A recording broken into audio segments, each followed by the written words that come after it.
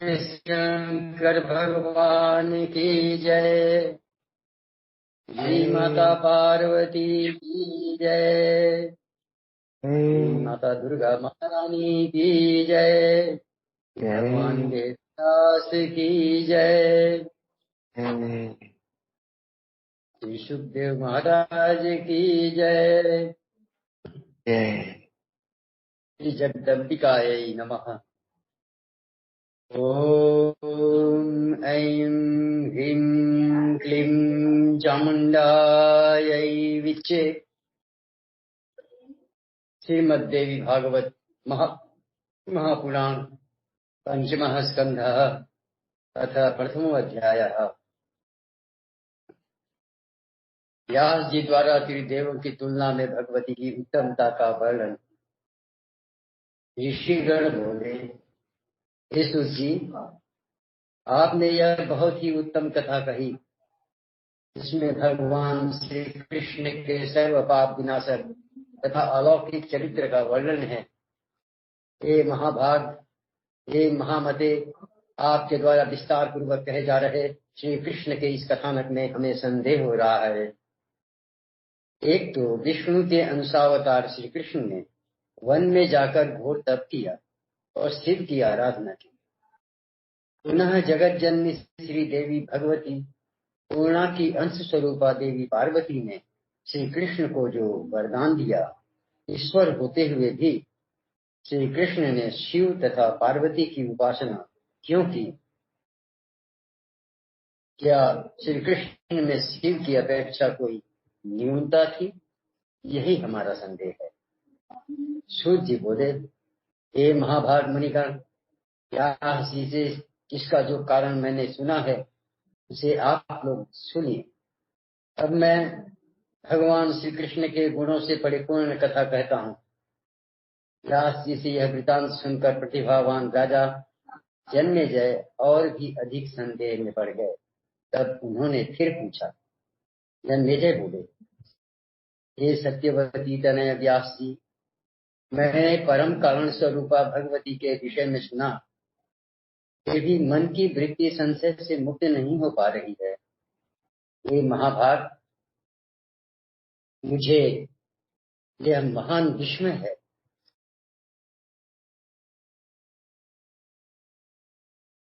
मैं देवों के भी देव, विष्णु के अंश से उत्पन्न श्री कृष्ण ने अति उग्र तपस्या करके भगवान शिव की आराधना की, जो सभी जीवों की आत्मा, सभी के ईश्वर और सभी प्रकार की सिद्धियां देने वाले हैं। उन भगवान कृष्ण ने भी सामान्य प्राणियों की भांति घोर तप क्यों किया? भगवान श्री कृष्ण तो जगत का सृजन, पालन तथा संहार करने में समर्थ, तब भी उन्होंने इतनी उग्र तपस्या किस लिए की? व्यास जी बोले, हे राजन, आपने सत्य कहा है। दैत्य दमन भगवान वासुदेव देवताओं के सभी कार्य करने में समर्थ, फिर भी उन परमेश्वर श्री कृष्ण ने मानव देह धारण करने के कारण वर्णाश्रम धर्म से संबंधित मानवोचित कार्य संपादित किए थे। उन्होंने वृद्धजनों की पूजा, गुरुजनों की चरण वंदना, ब्राह्मणों की सेवा तथा देवताओं की आराधना की। शोक के अवसर पर वे शोकाकुल हुए तथा हर्ष की स्थिति में हर्षित हुए। अवसर के अनुसार उन्होंने दीनता का प्रदर्शन किया, नानाविध लोकापवादों को सहन किया तथा अपनी स्त्रियों के साथ लीला विहार किया। इस प्रकार मानव में समय समय पर काम, क्रोध तथा लोभ होते रहते हैं। उसी प्रकार के भाव उनके भी मन में जागृत हुए, क्योंकि गुणमय देह में निर्गुणत्व कैसे हो सकता है? सुबल सुता गांधारी तथा ब्राह्मण अष्टावक्र के साप जनित दोष के कारण यादवों का विनाश हुआ और भगवान श्री कृष्ण को देह त्याग करना पड़ा। हे राजन, उसी प्रकार उनकी स्त्रियों का हरण हुआ उनका धन लूट लिया गया तथा अर्जुन इन लुटेरों पर अपना अस्त्र चलाने में पुरुषार्थहीन हो गए। श्री कृष्ण को अपने घर से प्रद्युम्न तथा अनिरुद्ध के हरण की जानकारी नहीं हो पाई। इस प्रकार यह मानव शरीर पाकर उन्होंने साधारण प्राणी की भांति सभी मानवीय चेष्टाओं का प्रदर्शन किया। तब भगवान विष्णु के अंशावतार तथा साक्षात नारायण के अंश से उत्पन्न इन श्री कृष्ण ने यदि शिव जी की उपासना की तो इसमें आश्चर्य क्या।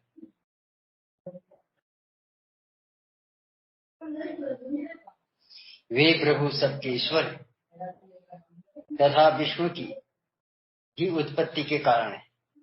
ये सुषुप्त स्थान कारण देह के स्वामी, इसीलिए वे विष्णु के द्वारा भी पूजित हैं। कृष्ण आदि उन्हीं विष्णु के अंश से अवतीर्ण है, तब वे शिव की पूजा क्यों नहीं करेंगे।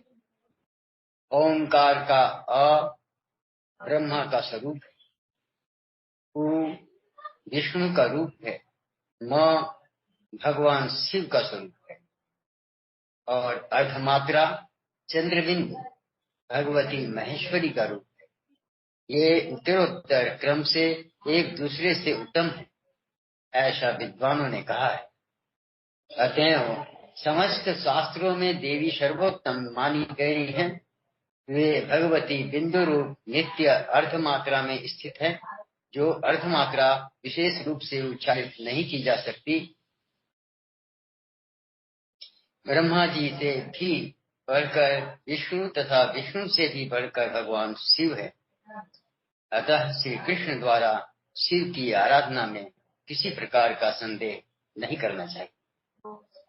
सृजन कार्य के लिए जब ब्रह्मा जी ने शिव की उपासना की, तब इच्छा पूर्वक उन्हें वरदान देने के लिए शिव जी उन्हीं के मुख से प्रकट हो गए, जो मूल रुद्र कहलाए।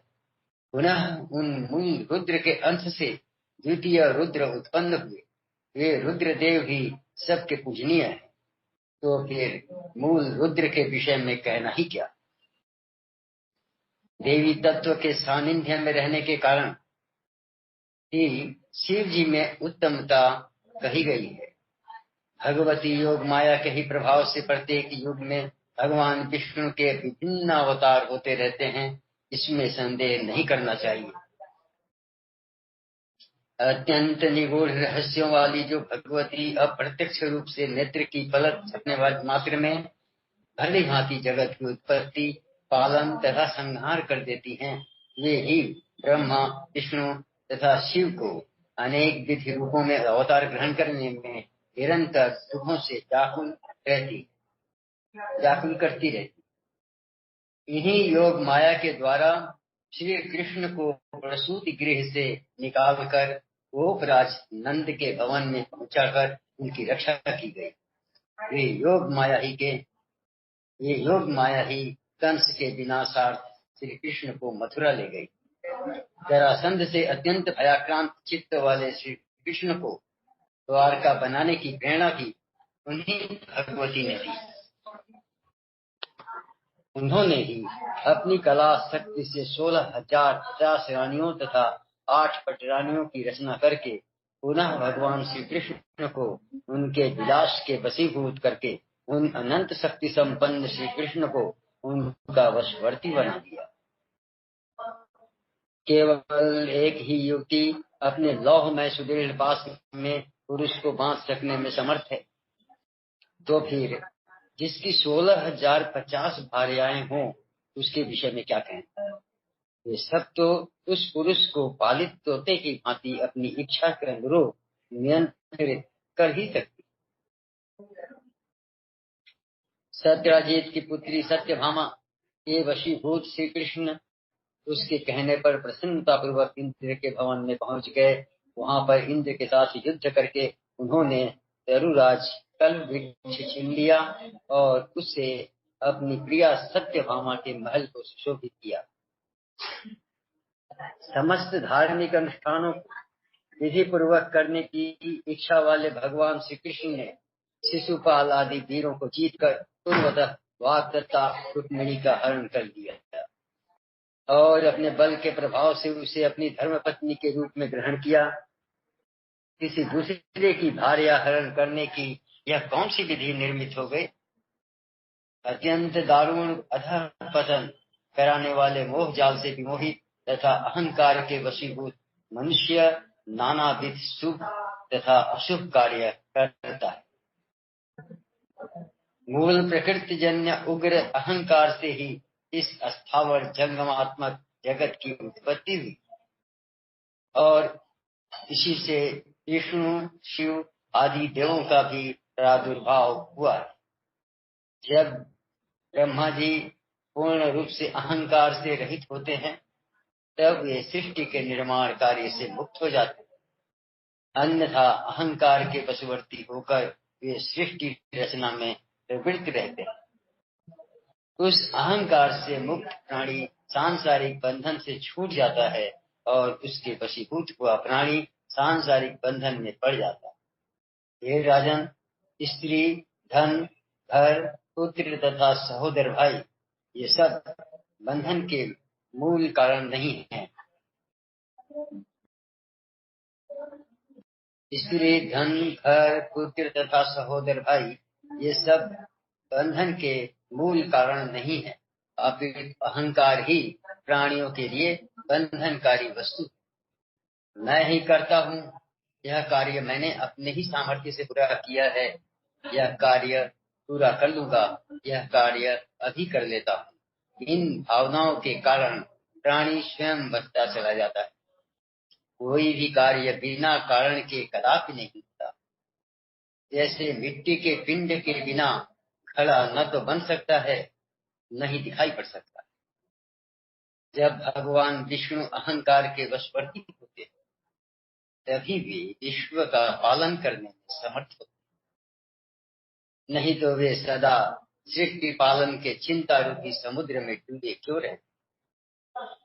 अहंकार मुक्त होकर यदि वे मनुष्य रूप ग्रहण करें तो निर्मल चित्त हुए वे अवतार प्रवाह में होने वाले सुख दुख आदि ये कैसे डूबे और फिराए।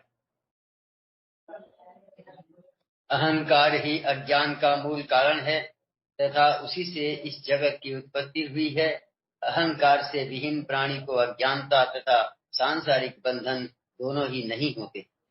हे महाराज, इस जगत में सत्वगुणी, रजोगुणी तथा तमोगुणी ये 3 प्रकार के पुरुष कहे गए।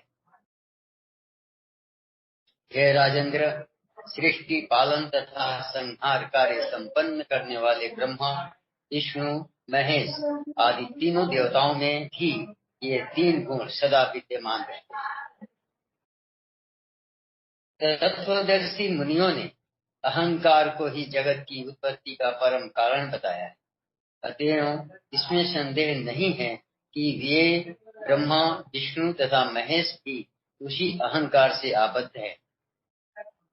माया से विमोहित मंद बुद्धि वाले कुछ मनीषी कहते हैं कि भगवान विष्णु अपनी इच्छा से नानाविध अवतार ग्रहण करते हैं, किंतु जब कोई मंदमती प्राणी भी अतिशय दुखप्रद गर्भ में निवास करना पसंद नहीं करता तो फिर सर्व विद्या संपन्न वे चक्रधारी भगवान विष्णु अवतार ग्रहण करना क्यों चाहिए।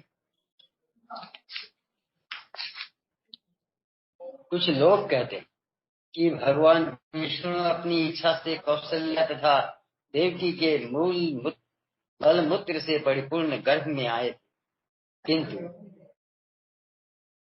वैकुंठ भवन छोड़कर करोड़ों चिंताओं के आगार विषतुल्य दुखदायक गर्भवास में आने से उन्हें कौन सा सुख प्राप्त हुआ होगा। जब साधारण प्राणी भी तपस्या करके विविध प्रकार के यज्ञ संपन्न करके तथा नाना प्रकार के दान देकर अत्यंत दुखद गर्भवास नहीं चाहते, तब यदि भगवान विष्णु स्वतंत्र होते तो उस गर्भवास को क्यों चाहते। यदि वे अपने वश में होते तो गर्भवास के प्रति उनकी रुचि क्यों होती। अतः हे महाराज, आप यह जान लीजिए कि ब्रह्मा से लेकर तीर्ण पर्यंत संपूर्ण जगत सभी देव मानव तथा पशु पक्षी योग माया आदि शक्ति भगवती के वश में है।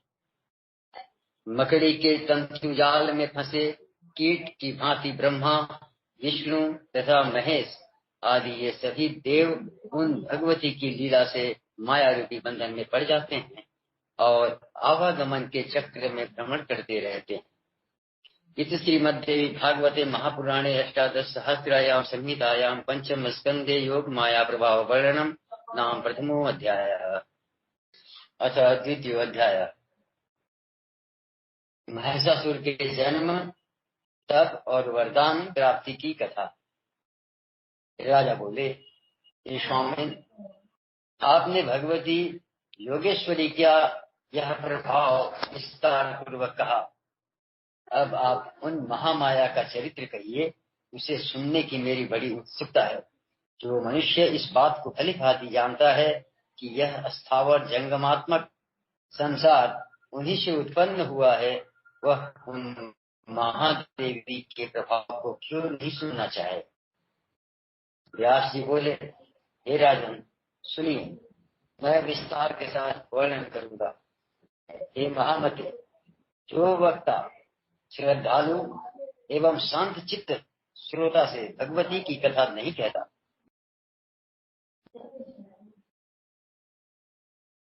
वह तो मंद बुद्धि का होता है। हे राजन, प्राचीन काल की बात है, जिस समय भूतल पर महिषासुर नामक राजा राज्य करता था। उस समय देवताओं और दैत्यों की सेनाओं में भीषण युद्ध छिड़ गया।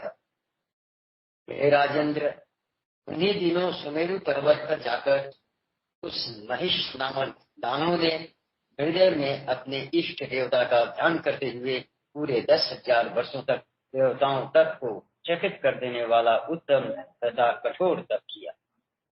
हे महाराज, उसकी तपस्या से लोक पितामह ब्रह्मा जी प्रसन्न हो गए। अतः हंस पर सवार होकर वे चतुर्मुख ब्रह्मा वहां प्रकट होकर उससे बोले, हे धर्मात्मन कर्मा, मैं तुम्हारी अभिलाषा पूर्ण करूंगा।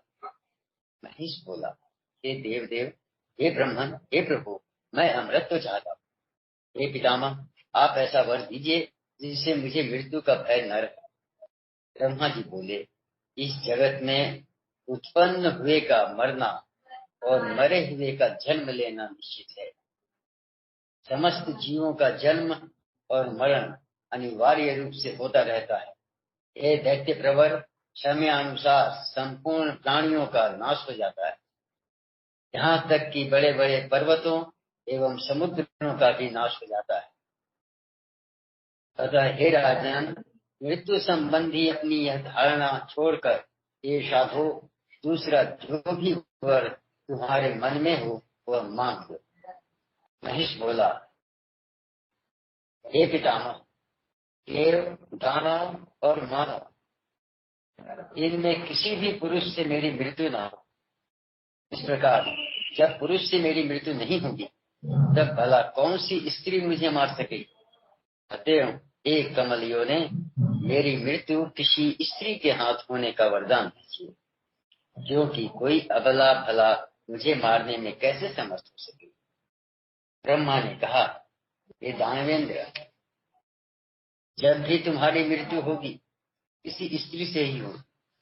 हे महाभाग, महिषासुर पुरुष से तुम्हारी मृत्यु नहीं होगी।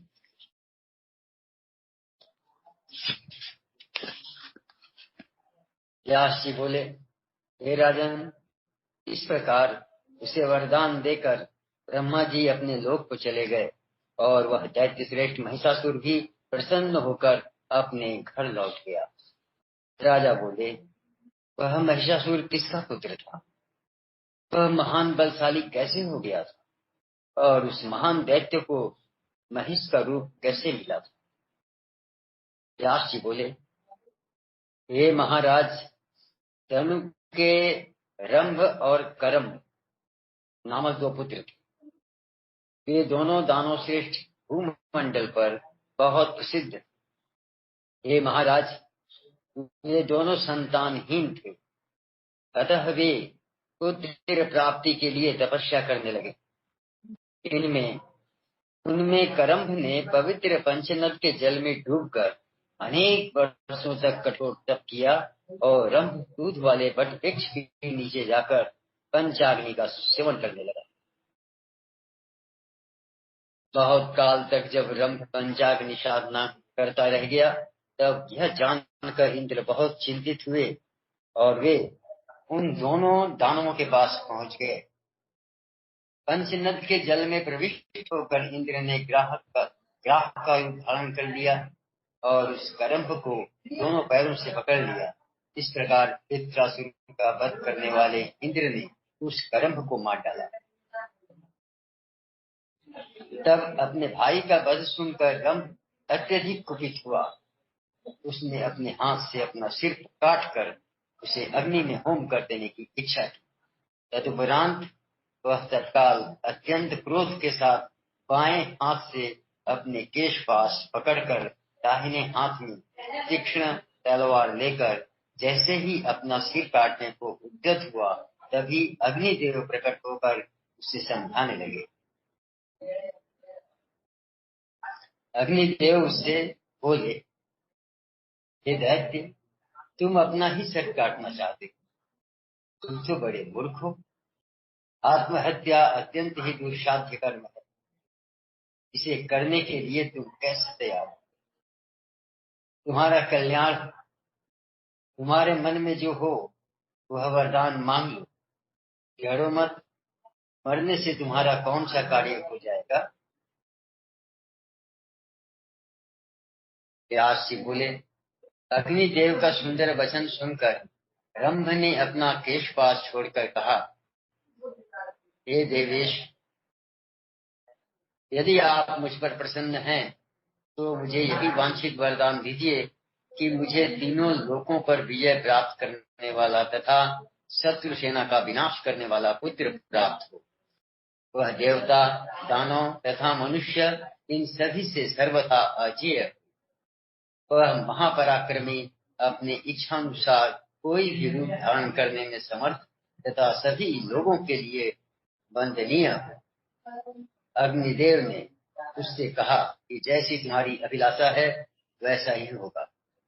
हे महाभाग, तुम्हें वैसा ही पुत्र प्राप्त होगा, किंतु अब तुम मरने का विचार छोड़।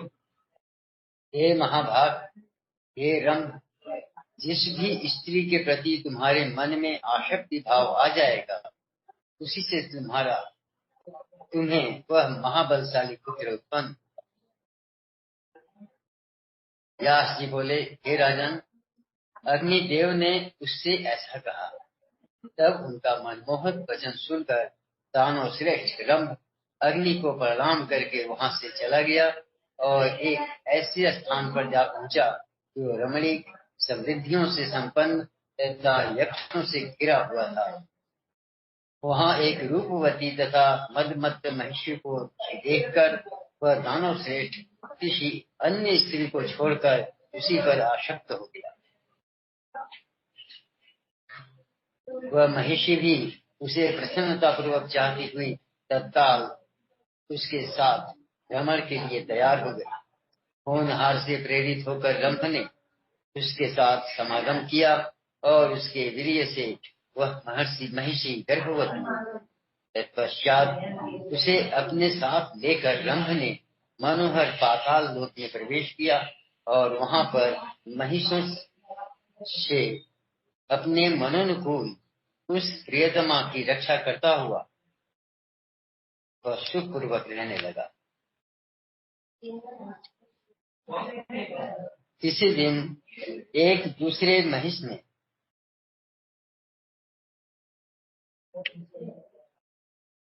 कामासक्त होकर उस महिषी को दौड़ा लिया। यह देखकर दानव रंभ स्वयं वहां जाकर उसे मारने के लिए दौड़ा और उसके पास पहुंचकर अपनी रक्षा के लिए रंभ ने उस महिष पर कठोर प्रहार किया। तब उस कामातुर महिष ने भी अपनी सींगों से रंभ पर शीघ्रता से प्रहार करना आरंभ कर दिया। उस महिष के द्वारा तीक्ष्ण सिंगों से हृदय स्थल में गहरी चोट पहुंचाने के कारण रंभ शीघ्र ही मूर्छित होकर पृथ्वी पर गिर पड़ा और मर गया। पति के मर जाने पर अत्यंत शोकाकुल तथा भयग्रस्त वह महिषी वहां से भाग चली। वेग पूर्वक भागती हुई वह एक बट वृक्ष के नीचे पहुंचकर वहां रहने वाले यक्षों की शरण में जा पहुंची। वह कामार्थ और बल तथा वीर्य से मदोन्मत्त कामाशक्त महिष भी उसकी कामना करता हुआ उसके पीछे पीछे गया। यक्षों ने उस महिष से पीड़ित तथा भयभीत होकर रोती हुई उस महिषी को देख लिया और महिष को दौड़ता हुआ देखकर उस महिषी की रक्षा के लिए वे यक्ष वहां आ गए। अब उस महिष के साथ यक्षों का विकराल युद्ध होने लगा और अंत में वाण से आहत होकर वह महिष शीघ्र ही भूमि पर गिर पड़ा। तदनंतर उन यक्षों ने परम प्रिय मृत रंभ को लाकर उसकी देह शुद्धि के लिए उसे चिता पर रख दिया। तब उस महिषी ने अपने पति को चिता पर रखा हुआ देखकर उसके साथ स्वयं भी अग्नि में प्रवेश करने का निश्चय किया। यक्षों के मना करने पर भी अपने प्रिय पति के साथ वह महिषी विकराल लपटों वाली अग्नि में प्रविष्ट हो। उसी समय एक महाबली महिष चिता के मध्य से प्रकट हुआ।